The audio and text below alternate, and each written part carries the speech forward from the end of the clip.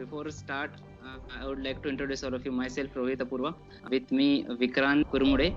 He is MSc in physics and has a wide research experience in different institutes like TIFR, NCRA, and Samir. And guest for today's episode is Professor Varun Bhalerao. He is alumni of IIT Bombay and now working as an assistant professor in physics department IIT Bombay. He is not only astrophysicist but also an electrical engineer, and his area of research include majorly instrumentational astronomy, which involves design and development of instrument like telescope to understand universe much better.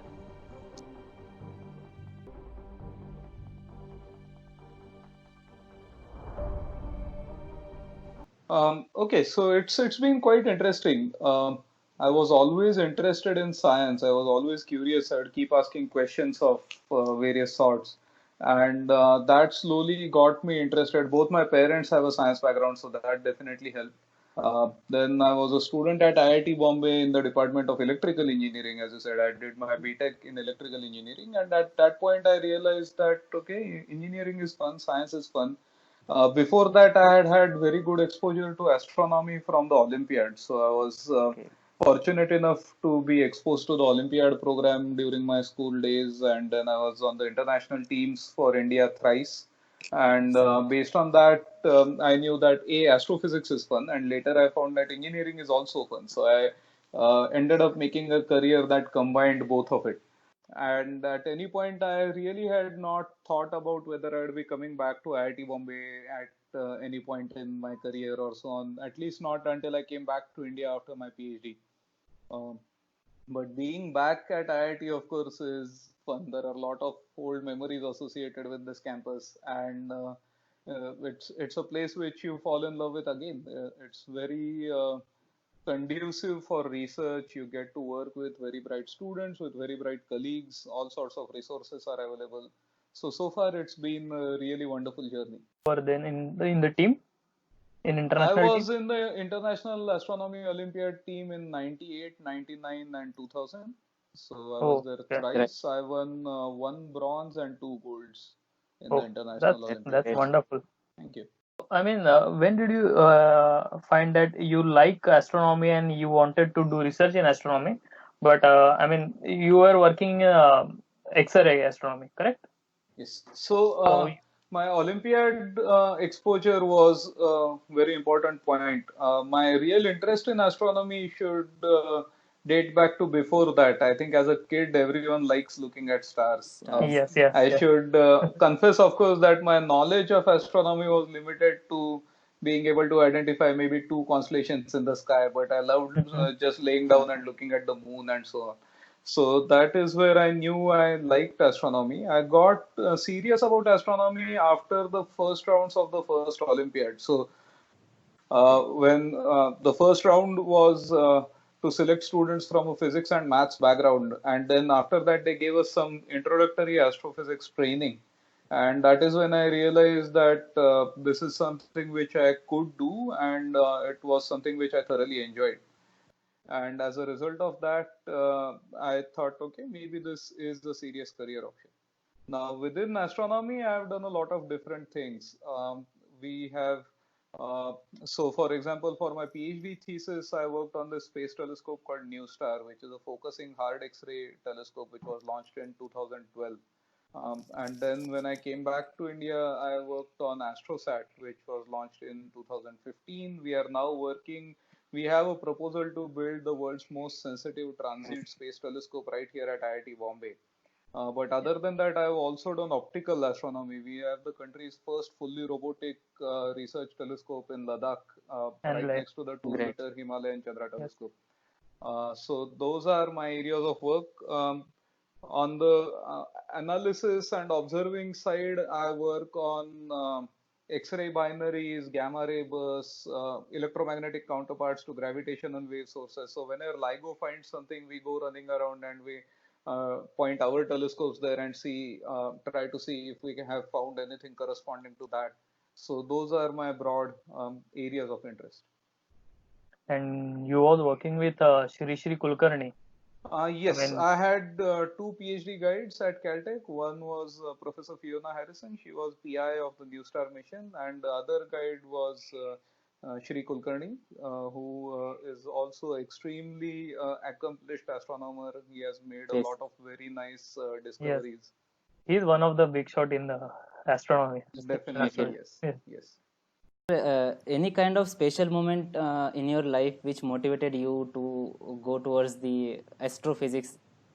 As I Was said, there, it was there were definitely points where I was always interested in it, but I was interested in many things. The Olympiads were definitely a major turning point. There wasn't a filmy moment where I said one fine day, अब मैं जाके astronomer बनूंगा. In fact, even when I finished my engineering, I knew that I wanted to do something that borders on both. So I had essentially two options. I could become an astronomer who does engineering, or I could become an engineer who does astronomy. yes. And I opted to go via astrophysics and do engineering there. So I would say the first important point was a very, very supportive school teacher. Name of the teacher is Mrs. Satyanarayan. Actually, kind of forced me to go into the Olympiad first selection exam. I wasn't interested. Our school used to keep having all of these co-curricular exams, and I said, "Yeah, ek aur exam hai, who's gonna go for that?" And she called up my parents and said that, your son is not understanding how important this opportunity is, but it is very important. Please send him, otherwise I won't let him appear for school exams. And my parents said, "Oh, okay, she's not really going to do that, but if she cares enough to call up and tell us about this, we should take it seriously." Another important point was when I saw that I had been selected for a PhD program at Caltech. I said, "Well, this is it.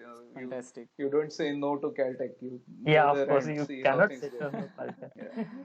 So Yes. there were many small points, but yeah, there hasn't been a filmy moment where I suddenly said, yes, this has decided that I will now Turning be an point. astronomer. So in this journey, I mean, did you ever feel that I mean, some failure case or some kind of depression or kind of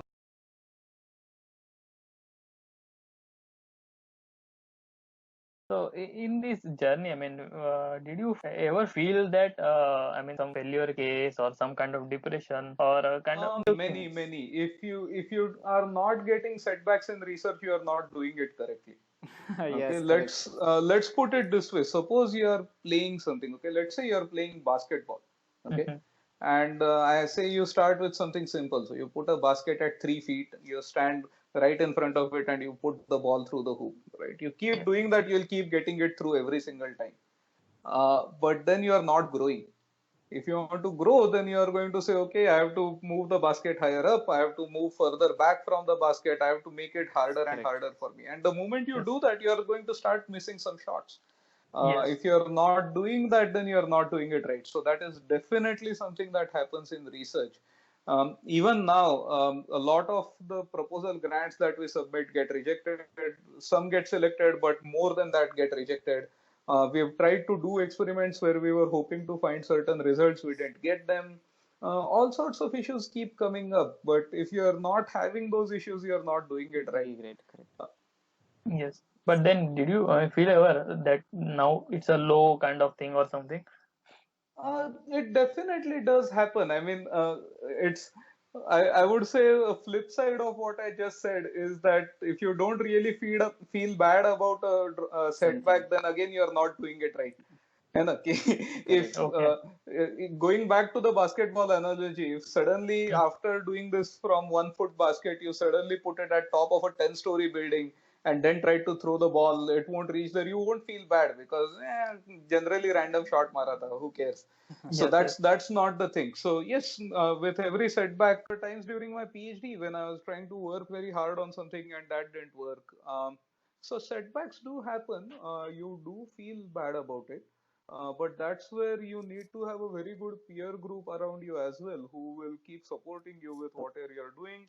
You need to have the right kind of um, encouragement, and this need not necessarily come from your seniors. It could be your colleagues, it could be your juniors, your students, who will say, okay, let's try this again, and that's how you keep going in. That's Yes. the thing about research. You are trying to discover something which, in all the history of humanity, with the 10 billion plus people who have lived and Yep. died so Yeah. far, nobody knew this. and you Yes, are sir. trying to do it for the first time, First you're time. not going to get it in the first shot. I mean, it would be very, very sad if you always succeeded in doing something which all of humanity had never done before. It would Yeah, be very, very sad for Interesting humanity also. because, how is this one person just outperforming the rest of everyone? So Yes. that's not going to happen. It's part of the deal. You have to be ready for it. When I was selecting PhD programs, for example, uh, what people don't completely realize or acknowledge is that these are not fully deterministic procedures. I was selected by Caltech, but I was rejected by Berkeley, I was rejected by Harvard, I was rejected by MIT, I was rejected by Princeton. And if you look at the ranking, Harvard, Berkeley, and Princeton were all below Caltech yes, in yes. that year. Okay, so these rankings keep changing year after year. But Yeah. so these things keep happening. When I gave JEE for the first time to join IIT, I did not get a branch I liked, so I took a year off. I studied again and then came back to IIT. So setbacks happen, and it is important to be ready for them. It is important to have contingency plans. You take your mind off something for a little bit, then you come back onto it, and then you attack the problem again.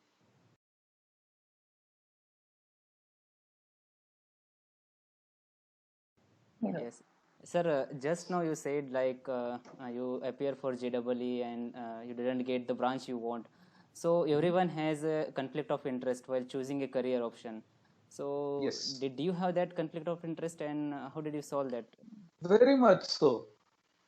First thing is that I knew that I wanted to be in a science side career for sure, which had to have something involving R&D. I wasn't sure if I would actually work with. By the way, I wouldn't call this conflict of interest. Okay, there's a conflict involved, but conflict of interest is like I want to give the first place in a competition to someone, but that my nephew is also participating in that race, so usko diya, so that is conflict of interest. That's not what this is. Right? Okay. There's a conflict about what I want to choose.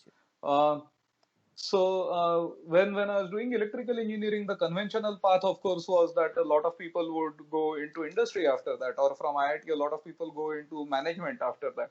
I knew I didn't like management, but industry I wasn't very sure, so I actually went and did an internship in a company. And I Oh. spent 2 months there. I liked it. It was a very highly rated company, which people really liked. Mm-hmm. So I did go there. I spent 2 months. I liked it, but I thought, "Ki, this is not what I Not would going to like work. to do forever." Because although it was fun to do right now, there are certain limitations which I am not willing to accept. And with that in mind, I said, okay, now at any point because the important question is at some point you are going to see that, especially for the Facebook generation, this matters a lot, right? If you have a Yes, few yes. hundred friends online, then at least one of Choose. them is going to be posting pictures of their vacations in Hawaii or whatever. Yes. And you are going to be wondering, oh my God, what did I do wrong? ये तो ऐसे कर रहा है.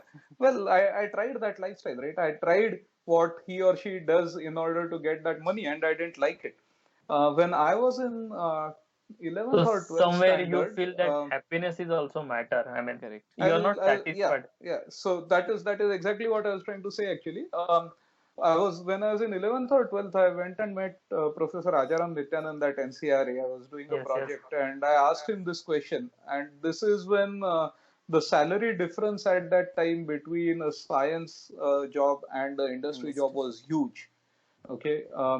And at that time, he said, think of it this way. Let's assume that I pay you twice as much, and then you get to enjoy yourself for 2 weeks a year. Yes. As opposed to that, I'm paying you half as much, or I give you an option B. Your salary is still the same, but you have to pay me some amount, 20-30,000 rupees a month, so that you can have fun every single day. Would you take it? Yes. And That's great. when you put it that way, yes, I would, because oftentimes my friends tell me, for example, you have too much fun in your work. You shouldn't even call it work. Okay, so Yes. Yes. Yes.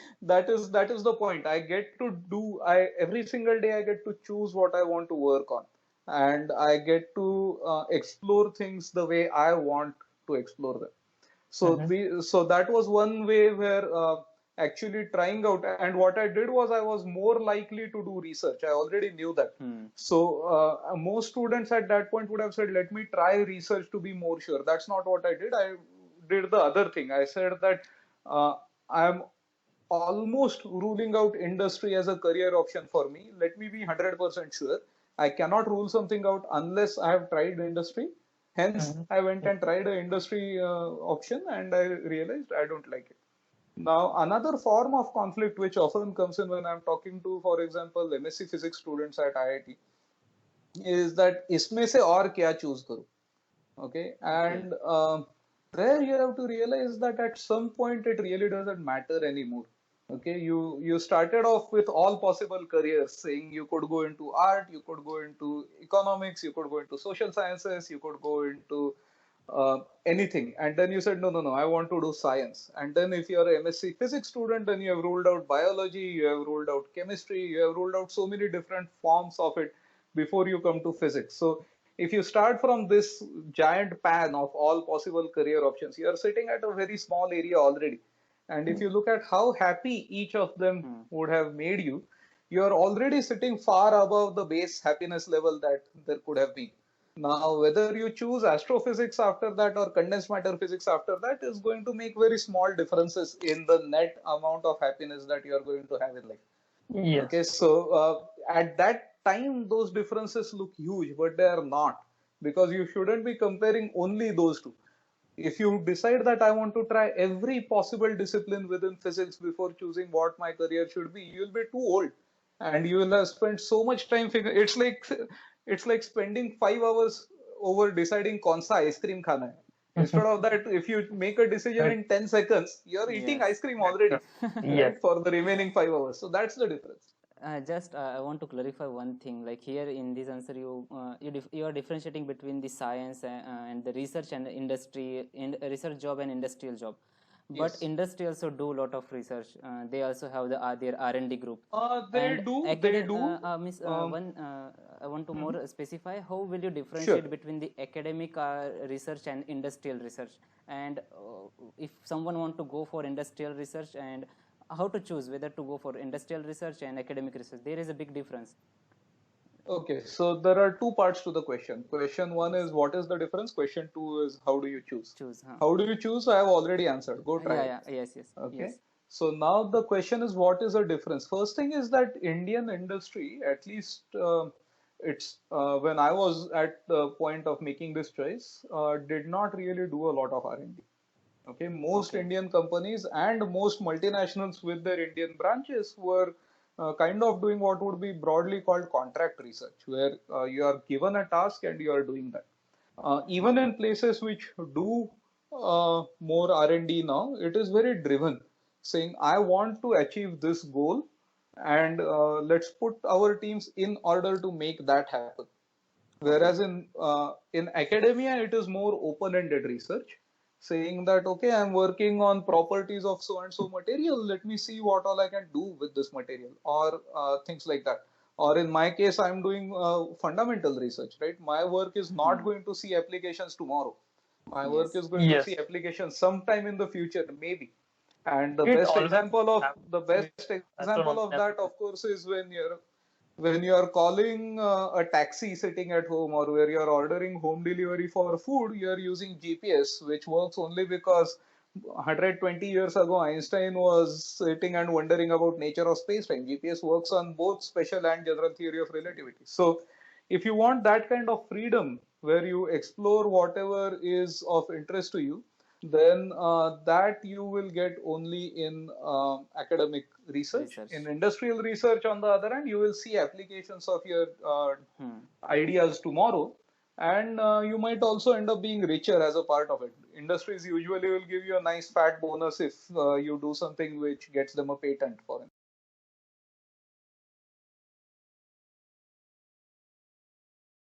Sir, the work you're doing in IIT Bombay, you talk about the very high resolution, completely robotic X-ray telescope. So, how would you describe your research for a layman?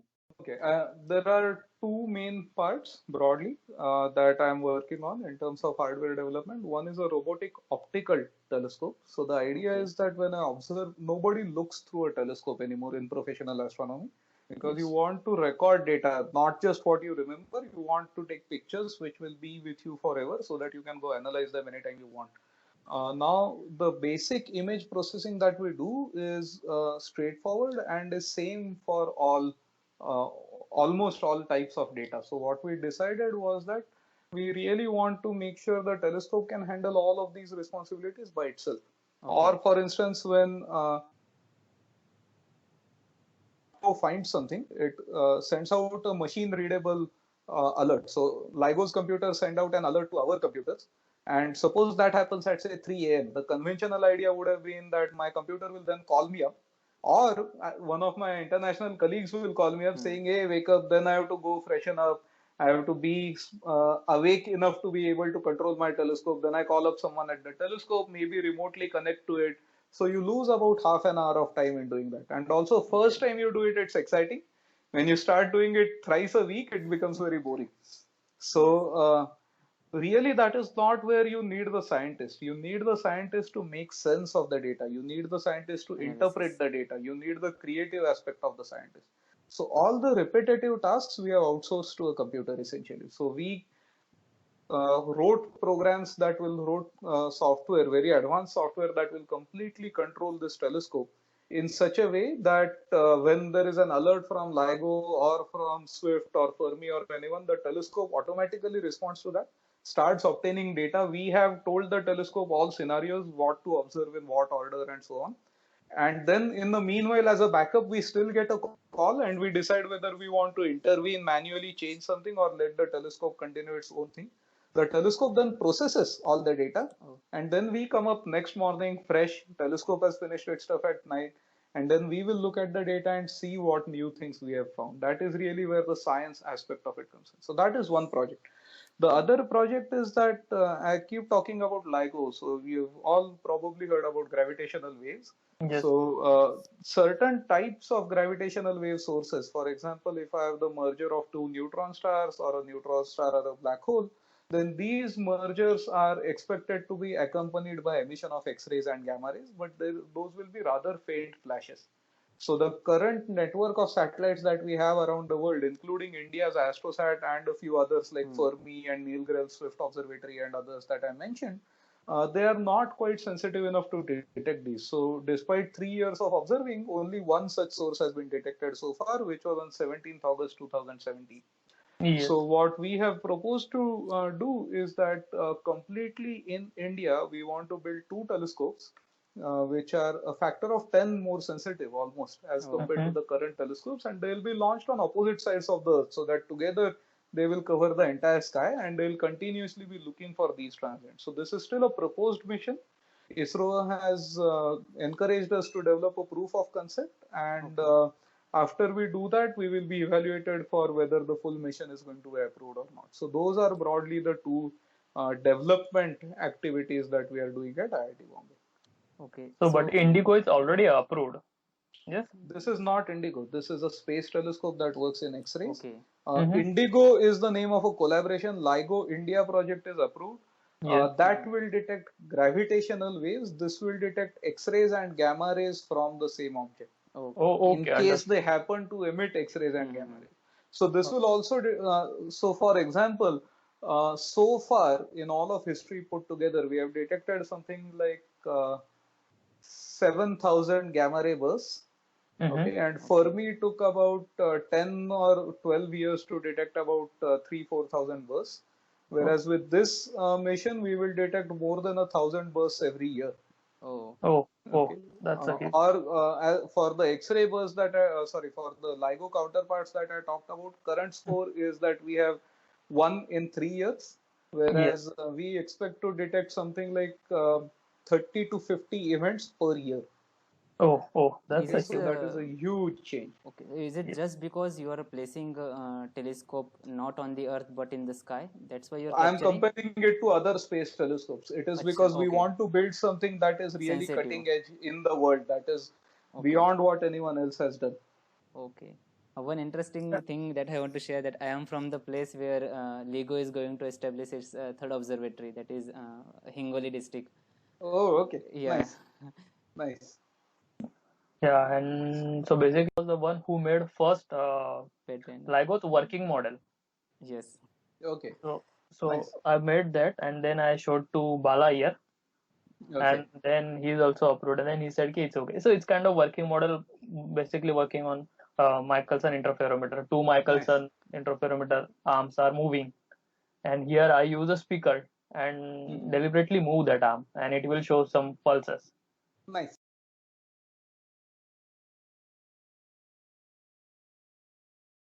So according to you, I mean, what are the strength and weakness of Indian in the field of science? I mean, Indian students or Indians in the field of science? This is quite a complicated question. This is quite a complicated question.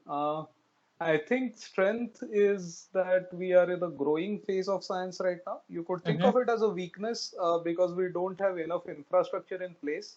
The first generation of Indian scientists really did research when there was absolutely nothing. Yeah. And then they have gone on to create the second generation who then built large projects which are being built right now. In astrophysics, for example, we have just commissioned a 3.6 meter telescope. We are working towards creating a 10 meter class national optical telescope. We are partners in 30-meter telescope, SKA, GMRT is a pathfinder for that, Yes. AstroSat. So Yeah. all of these experiments which were built and are upcoming. Mm-hmm. So right now for the current generation of scientists, this is great because we are in a growing phase. We actually get to do new things Mm-hmm. as opposed to some Western countries where this has already saturated. Okay. And Okay. the next generation of scientists will then be able to utilize these tools and actually do the science with them.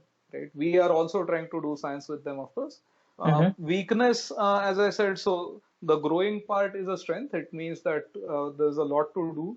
Relative weakness is that it means things are a bit harder to do. Some things are a lot more streamlined in more advanced countries as compared to here. But that is teething trouble that is expected to exist. So there's a trade-off on how easy things are versus how much you can get done. And on the whole, for example, I chose to come back to India and I don't regret it at any point at all. I am That's able great. to do more things here than I would have been able to in other places abroad. So there are definitely some disadvantages, but there are also a lot of advantages. And on the whole, I think it works out better to be here.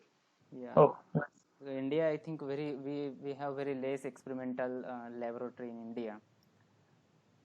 Yes, the number That is of the weakness, experimental I think. facilities in the country is definitely growing. One major weakness for us, so a big strength for us is our human resource. We have a Yeah. lot of young people Yes. who Yes. are Yes. very interested in science. Weakness is the physical resources that need to exist to train those human resources. So, if you look at Hingoli, for example, okay, there are Yeah. there are thousands of other Hingoli-like places around the country where a large science project will never go. And students from those areas will never get exposed to science. So we try a lot. A lot of content is moving online now, and thankfully, smartphones and networks have penetrated well in the country. Yes. So the playing field is becoming level. But a weakness right now is that in a typical school system in India, we may not be getting enough students interested in science, and we may not be actually Okay. providing enough resources to students who have expressed interest. So I think those are limitations that need work. Again, situation is improving, but that would be the place which will make the biggest impact. Okay. so in this case, public outreach will help students. Yes, definitely Yes. public outreach helps. Okay. So now.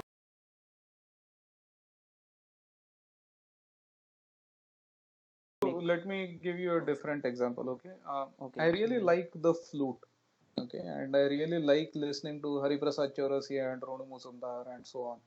Should Ronu Muzumdar take me as his disciple because I'm very curious?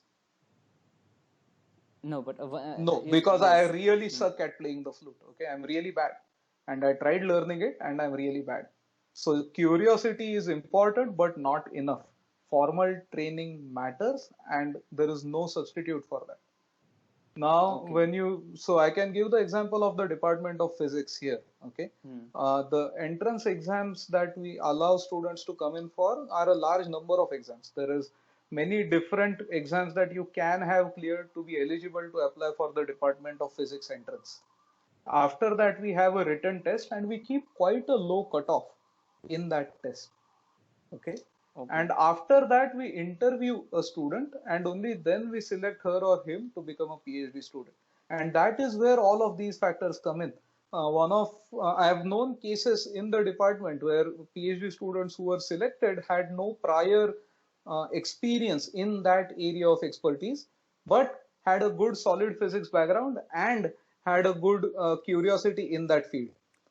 But on the other hand, I have also seen a large number of students who, when you talk to them, they sound like, oh wow, this person is born to do astronomy. And then you give them a project and they realize, oh dear, there is more to it than pretty pictures, and then they just disappear.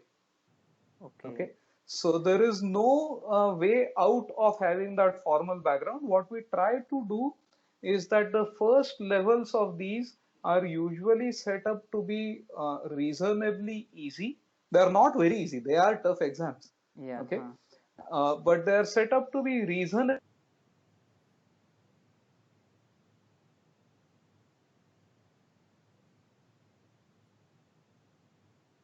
Before that, there is one more part, which is that for every curious student who does not have the formal training, there is at least one curious student in this country who also has the formal background, and there are probably 10 students who have the formal background but not as curious. Correct. Okay, so when you say that opportunities are not open for curious students, you have to realize that overall the number of opportunities is small, and a PhD is a very long commitment. You are talking about Yes. spending 5 years of your life doing one very specific thing, and there, if you don't have that formal knowledge, right? For instance, this is a discussion I often have in professional amateur astronomy forums, where being able to take excellent astrophotographs is an art and a skill. Yes. Being Yes. able to convert those photographs into nitrogen abundances, and then from that figuring out the history of that, is physics and mathematics. Yes. And if you cannot clear the entrance exam, you probably don't have the background that it will take, and you will suffer later in your PhD because you will end up Hmm. getting a mediocre PhD, Yes. right? So it is not just about getting in. Now let me give you the other part of the story, which I said I'll come to in a minute, which is that there exist such opportunities. Okay, Okay. for people, Hmm. usually several faculty members, not all, have various research grants on which they can take students. Hmm. And if a student is coming through that grant, then in some institutes, the rules vary from institute to institute. In some institutes, they will not require them to take the standard set of entrance exams. Okay. So people, then the faculty member there, the scientist there will set her or his own norms on how they are going to select students. They will be shortlisting criteria based on some um combination. Yeah, the word I was thinking of was combination of their academic performance, recommendation letters, and interview, whatever the student says in the interview. It is not a question only of CPI or grades or scores. Okay, so for example, my students, I have had students I have had really good students who came in with a grade point average of 6 out of 10. And I have Okay. also seen students with 9 on 10 who have done very badly. So it Yeah. is a combination of all of these skills. And we all want to reach out to more people, train more students, and so on, then is feasible, then is practically possible.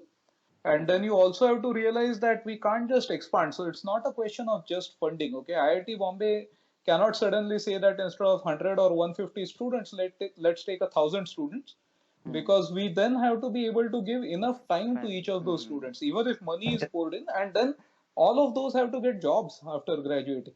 correct. Yes. right? So competitions are the competitive nature of the field is there because of several limitations, and you cannot compensate for your formal training by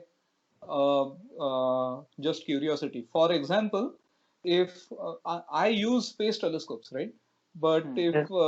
if you give me a mead or a celestron and tell me to go outside in a clear sky and take astrophotographs, I might not take very good pictures. And on the other hand, someone who is among the best astrophotographers in the country or in the world, if I give them the Ladakh telescope, they are not going to be able to do much with it.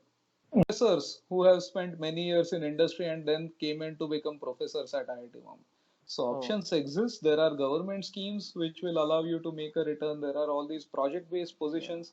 I should Okay. also tell you that I have had these discussions very seriously with several colleagues, and it is usually a romanticized idea of astronomy. It is like me deciding कि oh यार मैं बचपन में flute बजाना था अभी suddenly जाना है. You the formal training that is needed there Yes. are ways to acquire it, but without Mm-hmm. doing that you cannot enter the field. That is what I'm saying, Yeah. right? So if you, Yes. for instance, decided you wanted a PhD in astronomy starting now, what you would have to do is that you say, okay, here are the skills that I have, here is my analytical set of skills, here is my engineering set of skills, let Hmm. me go and find a project position first where these skills are relevant, and these positions keep getting advertised year after year by all the Mm-hmm. major institutes.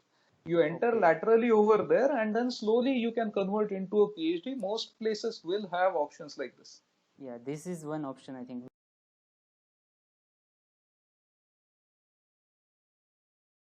Role of guide in your academic area from bachelor's to postdoc. Mentors are critical.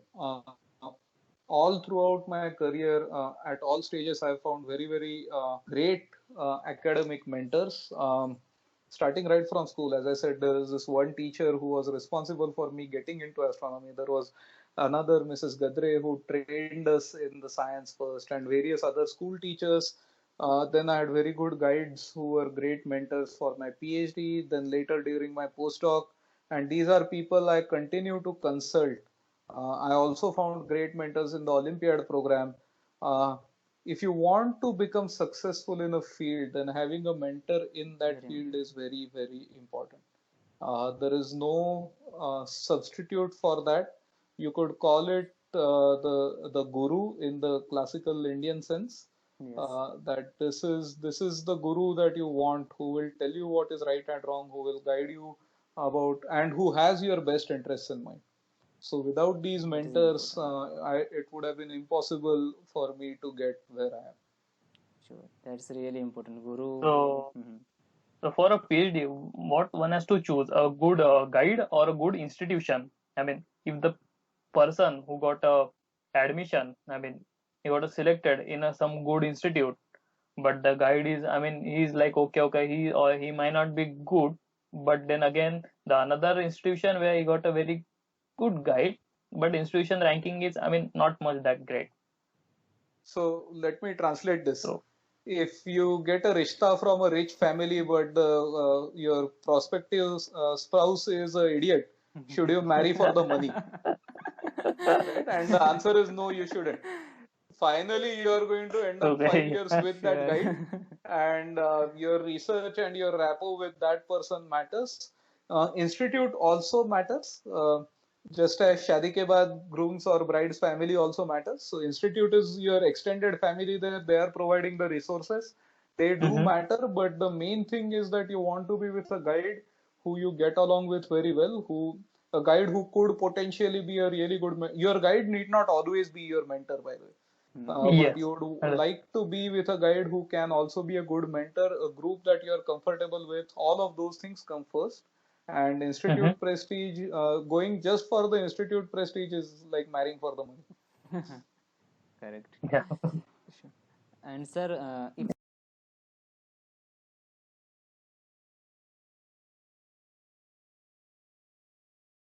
Uh, One Mhm. very important factor is that a lot of students do not have a very good idea of what a career in something is like. Okay, so if you listen to me, if you listen to this talk that we have just had, Mhm. what people will hear is, oh, Varun studies gamma ray bursts, gravitational waves, space telescope, एक बनाया, दूसरा बनाया, तीसरा propose किया, robotic telescope in Ladakh. All of that sounds great. I mean, cool. I want to do all of it, right? But that doesn't tell you what I actually do. It doesn't tell you how much time I'm spending in the lab, how much time I'm spending answering emails, how much time do I spend teaching, how many nights do I spend at the telescope. It doesn't tell you that I have a robotic telescope in Ladakh which I've never visited. Oh, Okay, so life as a professional astronomer and what you would imagine life as a professional astronomer to be are very, very different. And another example of that is your real college life versus what is portrayed in, say, Student of the Year have nothing to do with each other, right? correct. So Yes, yes, correct. if you don't look at Bollywood movies to decide what college life is like, then you shouldn't look at documentaries and decide what astrophysicists do. Okay, Correct. so what you need to do is you go and meet people in potential areas of interest and you talk to them, or you listen to their talks online if you can, or whatever. Go to your local astronomy club and they will often be arranging talks with various speakers. Go meet those speakers after that talk and ask them, what do you really do? Do you work 5 days a week or 6 days a week or 7 days a week? Can you take vacation when you want? Are your evenings free or are you working 24/7? What fraction of your time is actually spent in emails and how much time do you spend in front of a computer? If you are an observational astronomer, how many nights per year do you get at a telescope? The answer would probably be somewhere between 5 to 10, by the way. If you do observational astronomy for a living, then typically you would spend only 5 to 10 nights per year at a telescope, not more than that. Okay, so these are factors which people don't often realize when you are talking about this as a possible career. And the same goes true for engineering. A lot of students we hear in IIT, for instance, who say we want to do chemical engineering because chemistry pasand hai. And chemical engineering does not really have much to do with chemistry. Yes. So you need to know these differences before you are making your career choices. Sure. I think you already. Once I choose to be an astrophysicist, then many people ask me that what is the use of this astrophysics and how it will help to a layman. Right now, the unfortunate circumstances around us have made this answer very easy for us, which is that if you talk to someone last year, okay, and they would have said something like microbiology mein mat jao, zyada scope nahi hai career ka.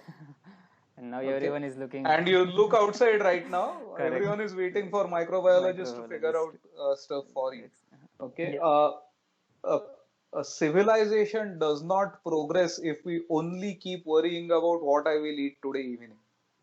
Right. So as a society, we have created these very complex structures where we have specialized tasks where someone is responsible for A, someone is responsible for B, someone is responsible for making sure the internet works so that we do this, someone is responsible for generating electricity so that we can use our laptops to have this discussion. And then a small percentage of the population is responsible for making sure that we don't go back to Stone Age. That we do R&D which will carry us as a country and us as all of humanity forward. Where, as I said, Einstein was not working on relativity because he wanted to order a pizza at home. He was working on relativity because he was trying to understand some fundamental aspects of the nature of everything around us. Similarly, transistors which power all of our electronics were developed as a fundamental research aspect, saying what happens to electrons when you apply fields to semiconductors. So all of these things lead to applications down the line, and that is what you are trying to do. In case of astrophysics in particular, another very, very important aspect is outreach. Okay, we live in a society where science is important, but unfortunately is getting more and more disconnected. You should actually go and look at the Constitution of India. There is an article there which states very clearly that it is the fundamental duty of every Indian citizen to have scientific temper. Right? And in the spirit of this scientific temper, go read the Constitution. Don't take my word for it. Okay, Constitution, it turns out it is not a very big or a very dense book. It's readable. Yes. So you go look at that, and astrophysics is a place where you can very easily go and get the next generation of scientists interested. Okay, there is something very natural about space that appeals to every human being, and you can use that to get people interested in science, and then they can get trained and become scientists across the board. It need not be that they all become astrophysicists, but that Yes. can be their entry point. In fact, we have seen this with the Olympiad program. A large fraction of Olympiad students have gone forward and become scientists, but only a small part of them are actually in astrophysics. Physicist. So he should go with a BSc, MSc background or with a engineering background. I'll give a short answer right now, and I will again redirect viewers to my website where I've answered this in detail and given a lot of links for further reading on that. Sure. If you already know you want to be an astronomer, then go for a BSc. Okay, this switching from engineering to astronomy is possible, but that is like learning badminton and then trying to join the Indian cricket team. Maybe you can do it, but it would be much easier if you had actually gone and learned cricket in the first place. So if you already know, so when I was doing engineering, others who are now astronomers were studying the physics that I was not, and I had to catch up all of that. It was possible, but for there are a lot of people who have tried and it did not work out so well for them. Okay, and it's not it's I'm not trying to say कि oh मुझे आया बाकियों को नहीं. There's chance that plays a role in all of this. There are opportunities that have to open up, and you of course have to be ready to grab those opportunities. But if you know what your end goal is, then walking directly towards it is the most recommended path. So start with a BSc, MSc, then go for a PhD, postdoc, and so on. And there are various exit paths, as I said, that are available. Even after doing your BSc, for instance, if you realize astrophysics is not fun, you could go still into engineering disciplines if that is what is of interest to you. You could go into other branches of physics. There are various ways to find out if you actually want to move in that direction or not. One very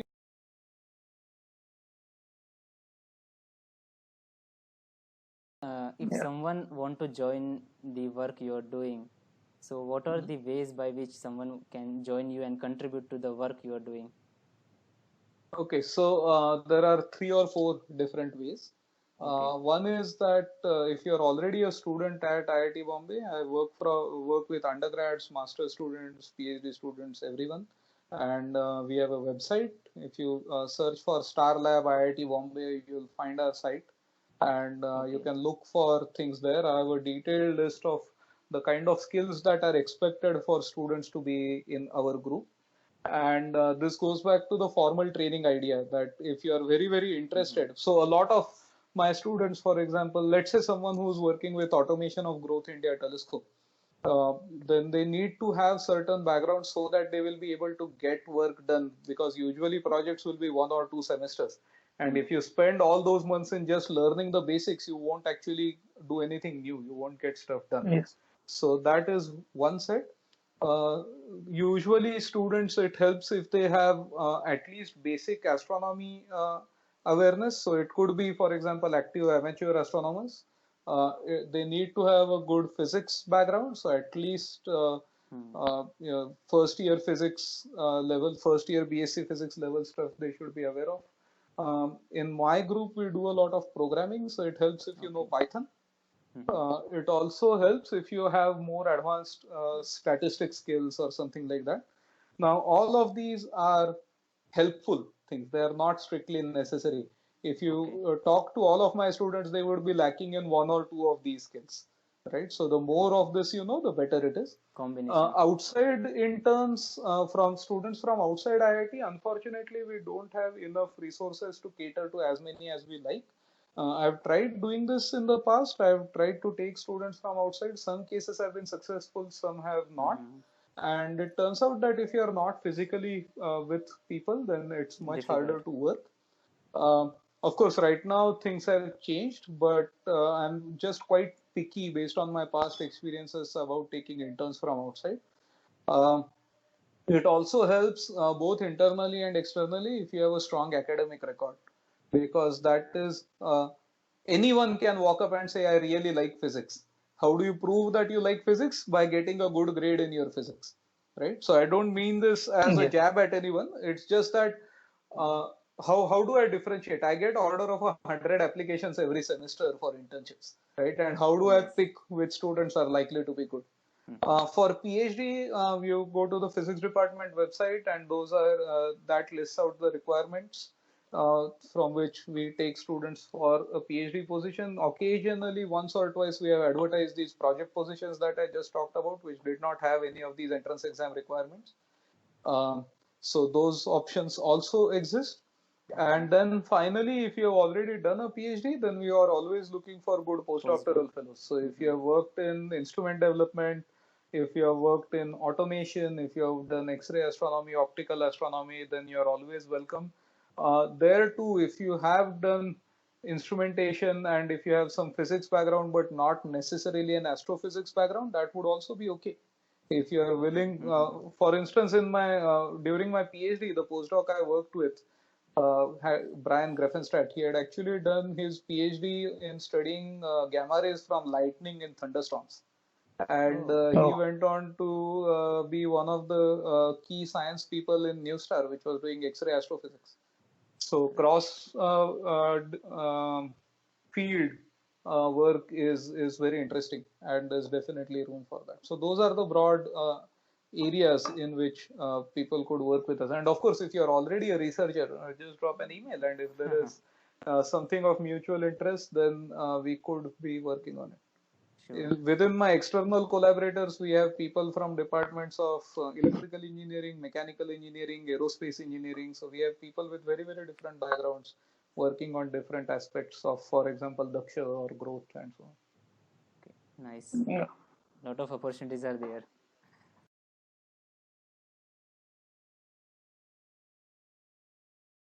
And do you have any message for younger generation to become a successful in their life?